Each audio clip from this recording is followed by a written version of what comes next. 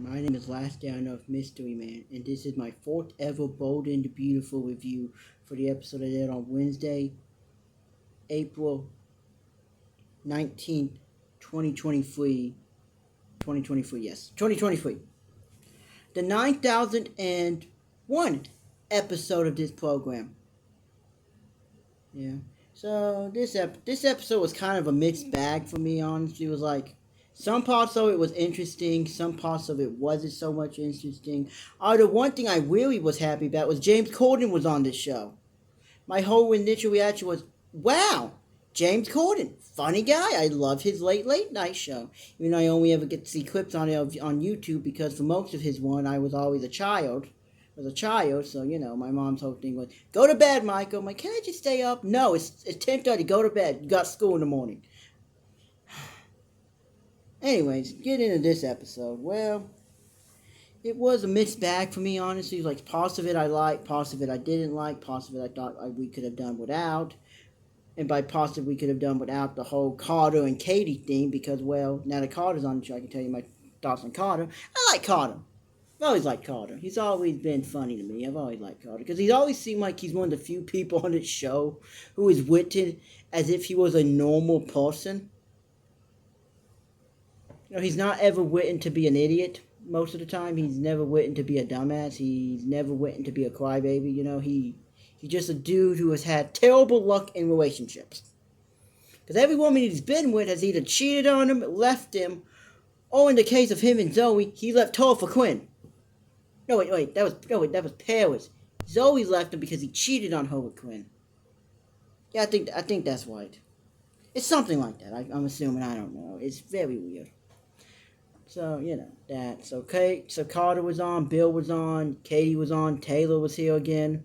So let me get into the part of this episode I could give less about.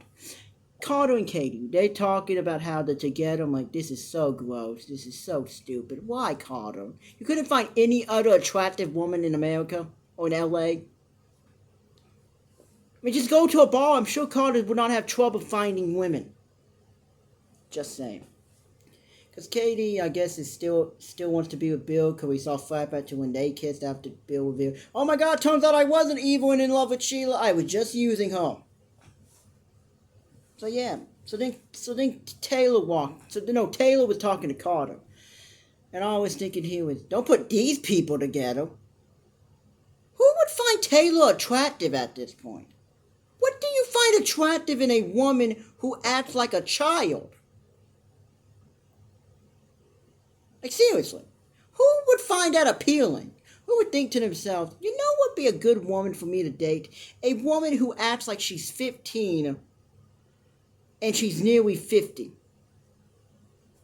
Because I've been hearing apparently Taylor's getting some mystery man in her life, which really don't like the sounds of that because it kind of goes against my whole branding here. My whole branding is Last Day I Know of Mystery Man.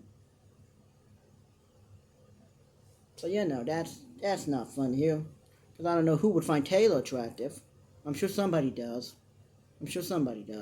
Anyways, so Taylor comes in. She said, "Bill wants to see me." Carter's like, "Oh, really? Why?" Taylor's like, "I don't know." Wait, did you not ask him? How did this conversation go? Did you just call and go, "Hey, Taylor, I would like to speak to you." "Okay, see you later." And then Carter and her are talking. They hug. So I'm assuming somebody's gonna read too much into that and go, "Oh, maybe they're gonna put Katie and Carter together." I don't think so. I don't know.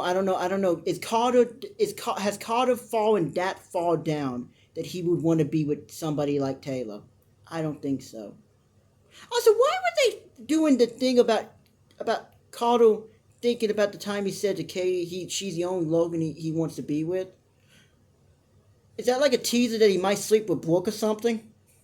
I mean, it wouldn't surprise me at this point. I mean, he's got a better chance than Hollis does at this point.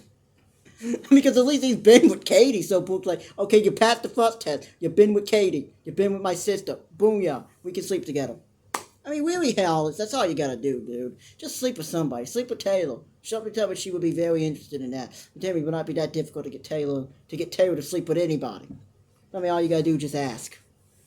At this point, anyways. So that happened. I don't really know what else happened there because I skipped most of it. okay, so then Taylor was talking to Bill after he was talking to Katie about her being beautiful and how she gets more and more beautiful every time he sees her. I never understood that line. Did that really work with women? Because in the one way I can see how you would go, that sounds nice.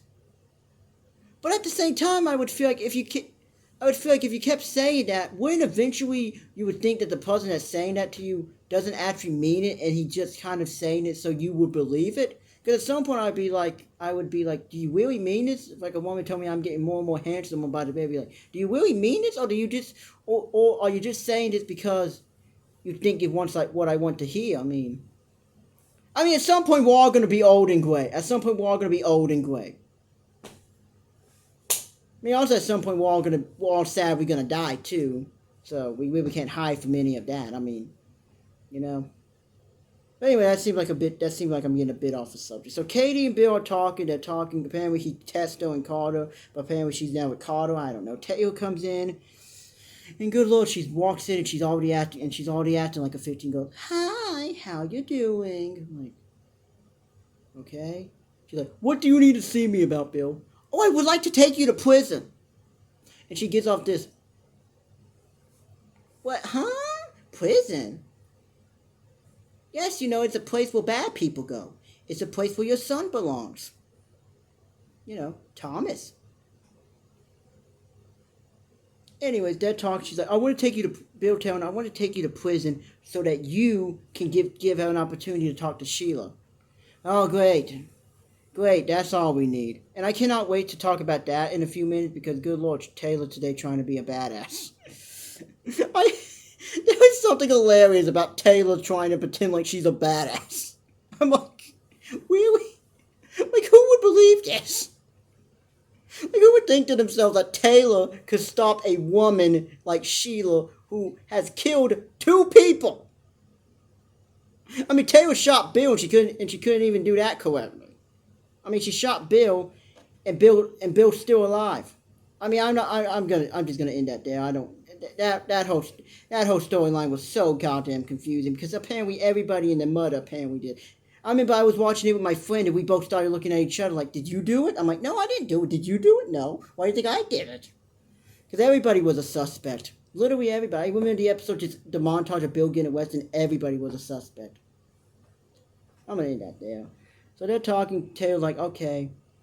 And then we get to the part of the episode where I think it is foreshadowing for what's going to happen in a couple of months with everybody's favorite guy, with some people's favorite guy in the entire world, Thomas DeLisle, about Thomas DeLisle manipulated Forrester. So, So Hope is talking to her dad. Also, I'm so happy Deacon's on it, so I can say this about Deacon. Great father, honestly. I think Deacon is the best father in bold and beautiful history. Because he's the only father who I can see who truly loves his daughter. Like, Deacon loves Hope. Because Deacon wanted to be in Hope's life, but he wasn't because Brooke stopped him. Because Brooke, for some reason, thought Ridge would be a better father. And in case you didn't hear me, Ridge, Thomas's father. Because at one point, when I started watching this program, in 2011, Hope used to call Ridge dad. And that is another reason on top of the many other reasons why Thomas and Hope should never be a couple. I'm sorry, I just can't get past that either. You people used to be related. Basically. By marriage, but still. People used to be related. But anyway, she's talking to her dad, and she's like, Dad, I'm so proud of you. It's like, about what you did to Sheila. I'm so proud of you. He's like, okay. Like, cool. And then James Corden comes in. I'm like, this is the greatest thing of all time. James Corden comes in, and he's just holding a cappuccino. And I love the way he looks at Hope when she's talking, like, oh, really? What? Oh, what? Oh, so he was involved. The guy who pays our bills was involved. And the other guy whose name I do not know, and the other guy whose name I have no idea who he is. I'm not even trying to be mean or hateful. If you know him, let me know, but I have no idea who the other guy is. I have absolutely no idea. At all. So I'm just going to say the other guy. So James and the other guy are looking at you. James comes over and goes, the other guy comes over and goes, would you like a cappuccino? Would you like tiramisu? Also, side note, tiramisu is very good. The one time I had it, I thought it was amazing. I've never had it since, but I thought it was good. Deacon's like, no, that's too heavy for right now. What is it, like 2, what is it, like 4:30, like what is it, 4:30 in the afternoon, like 9 o'clock in the morning? I'm sorry, I'm sorry, breakfast is the most important meal of the day. That's why I always eat a big breakfast.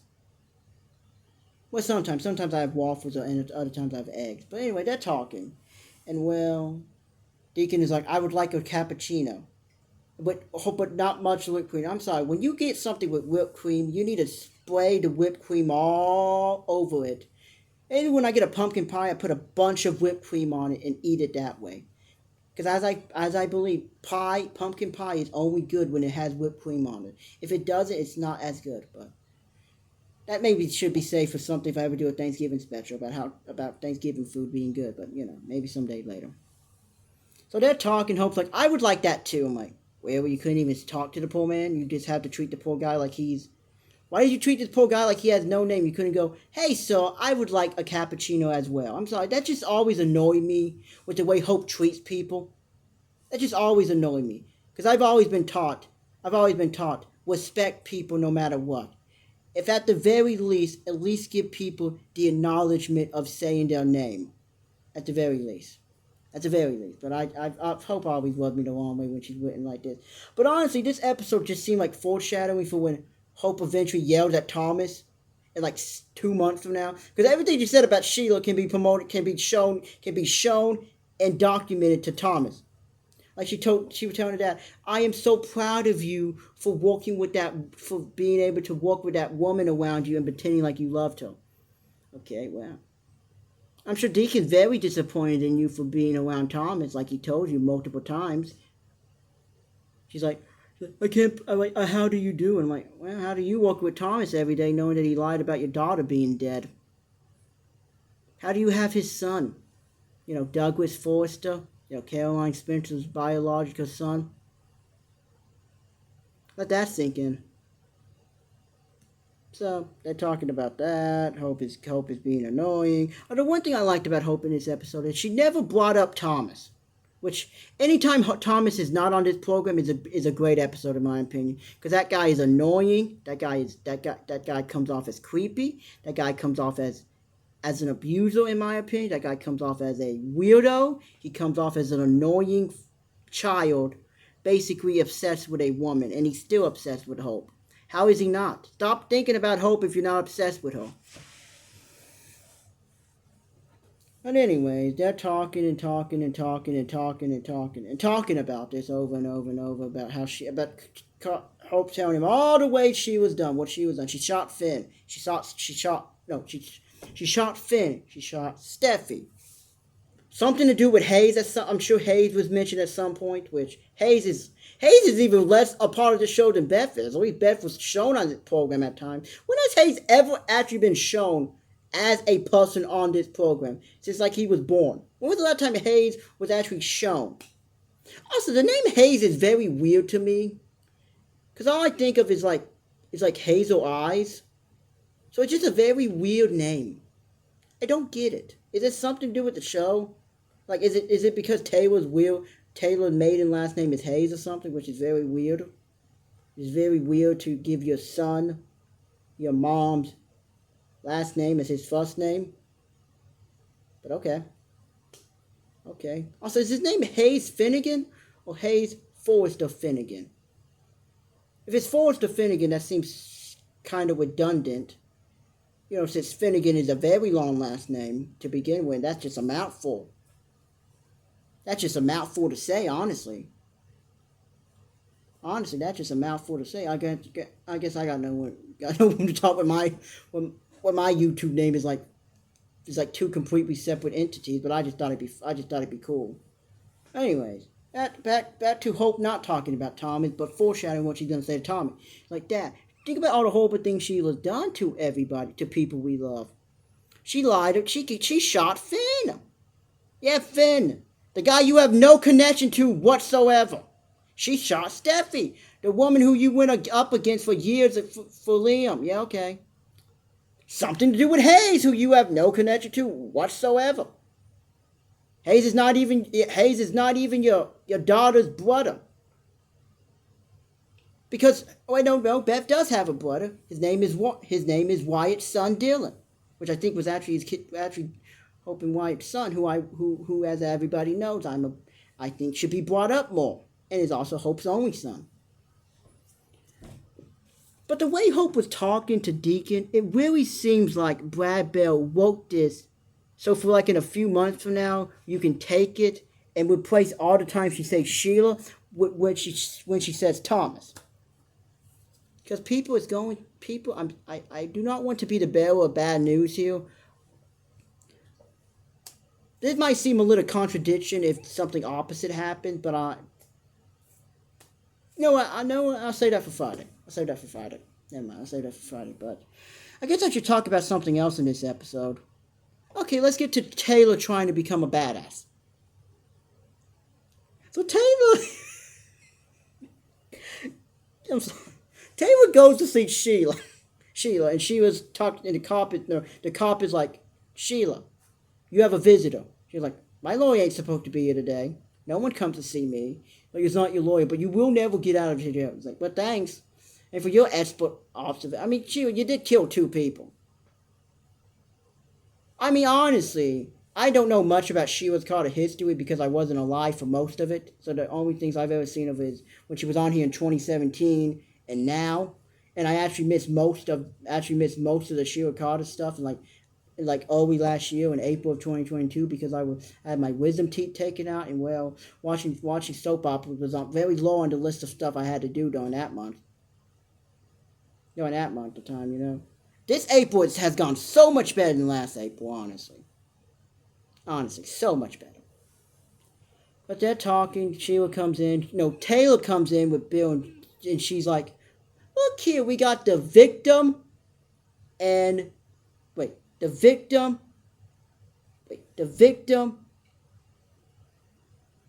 and the person who did it, or something. The victim and the abuser, or the person who did it, something like that. I don't know, something like that. The victim and the person who tried to shoot and kill him, which is also can be foreshadowing for what Thomas and Hope would be. The victim and the abuser, but both ways, because Thomas is an abuser to Hope. But Hope also is basically an abuser to Thomas as well, because mentally, Hope and Thomas are not good for each other. But I'll talk about that later. So Sheila comes in, Taylor comes in. If it just seems like I have no idea what happened because I barely pay attention, but I'll try my best. So Taylor comes in, she's walking in, she sits down, and she tells Sheila, let me talk to you. You have done horrible things to people. As a therapist, as the worst therapist to ever live, Taylor Hayes, I believe everybody has something good about them. Really? What's good about your son? Anyway, what's good about your son? Sorry. I believe everybody has something good in them. We can see the goodness in everybody. We can see the peace in everybody. Everybody has something about them that makes them a good person. I'm like, okay. There have been some horrible people in history. I'm just saying. I know this is a soap opera, but in real life, are you sure they're not people who are past the point of return? I'm just saying. So they're talking. Taylor's trying to be a badass now because 2 days ago she was a 15-year-old girl. Yesterday she was crying. Yesterday she was talking to Widge about their daughter who's like 35. Or maybe, how old is Steffi? 35, 37, 38 maybe? No. It's probably 35 because, she's some age. Yesterday we're talking about that, and today she's talking to Sheila about, I think you are the one person who I met who has no redeeming qualities. Let's talk about your history as a therapist, Taylor. Let's see. You told your son, Tom, to steal Hope from Liam. That's what she told him. She told him that. She physically, emotionally told him to steal Hope from Liam. That was on Taylor. And no one ever wants to call her out on that? Honestly, if you forget that, who brought Reese Buckingham to L.A. to begin with? Taylor. Who told him about Hope and Liam's daughter? Taylor. Now, I don't want to sit here and accuse and make up a theory that may or may not be true, but I'm just saying, Dr. Reese Buckingham may have never kidnapped Beth if he didn't know Taylor needed a baby for money. That's all I'm going to say. That's all I'm going to say. Maybe Reese Buckingham never would have done it. Also, he was played by Wayne Brady, which I just love because Let's Make a Deal used to be one of my favorite shows ever. But by mid 2017, I just stopped watching it because it's just the same show over and over. But it's not The Price is Right, so they don't even have the options of maybe they might get Blinko or The Wheel, which are the only two parts of the show I actually watch, honestly. But yeah, that's kind of what all happened. Oh no, at the end, Taylor told Taylor said this. Hayes will never know you, Sheila. He will never know you existed. Oh, I'm sure Hayes gonna have a Wikipedia one day. I'm sure Hayes can look up. Sheila Carter. Wow, damn, gee, man, she did some horrible things to people. She shot my mom. She shot my dad. She was my grandma. Really? Well, and I thought my worst relative was Thomas. But man, this woman's even worse. I don't want to make this come off as like a video about bashing Thomas because well, I don't even dislike the actor or the character. I dislike this version of Thomas. I dislike this annoying, crying, whiny, weirdo, obsessive with hope. Like, really, dude? There's no other woman in LA. You are the only man. You are the only dude that can save her life. That's why RJ's coming back, ladies and gentlemen. But back to Taylor crying like a baby. Hayes will never know your name. Also, are they ever gonna show Hayes? Because he has been mentioned more times than he had been shown on this show. Is this like a COVID thing or something? And that's why they can't show Hayes because they can't have children on this program or something. Because I'm pretty sure COVID ended like a year and a half ago, and now it's just stuff people keep talking about. But I'm pretty sure COVID is done and over with now. I think. I know cases was going up, but then again, there's a lot of weird stuff going on. Like there's a bunch of UFOs that people are seeing more and more now. Which honestly, I kind of hope it's true because I think aliens would be awesome.